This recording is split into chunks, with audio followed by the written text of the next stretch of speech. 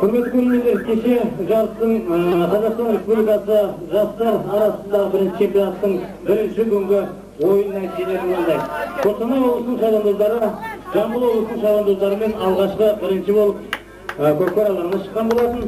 Есеп 1-8-0 болған. Қазір мінекей Жамбыл облысының шабандоздары ойынның бірінші минутында есеп ашты. Есеп 1-0.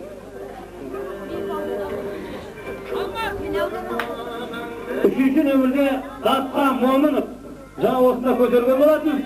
Кейін бірінші нөмірде Алмас Сейітов қазір салыпты. Бірақ мына кіші шеңберден көкпарды көтерген Датқа Момынов болатын.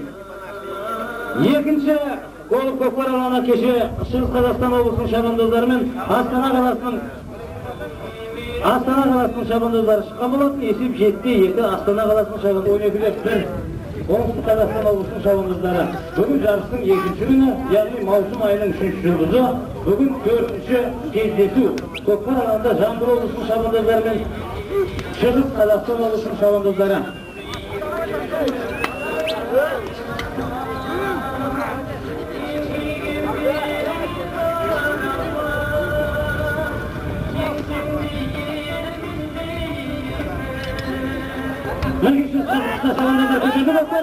Көкпар Шығыс Қазақстанда Жамбыл облысының шабандозы қазір екінші нөмірдегі Рүстемов Атамеке тартылады. Көкпар Атамекенің жақында кетіп мінекей жеке қазандыққа шыққан Атамекен естеген қазір көрместер. Атамекен қазандықтың үстіне барғанда шүріппесін баса алмай қалды. Көрдіңдер, көкпар қазандықтың ар жағына барып түсті қазір. Көкпар Жамбыл облысының шабандоздары көтеріп жатыр.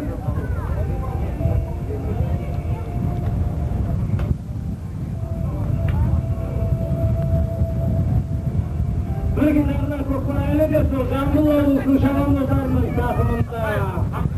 Мінекей 10-ші нөмірдегі Жамбыл облысының шабандозы Ұлан Сейітовтың тақымында көкпар. Шығыс Қазақстан облысының шабандоздары қорғануда.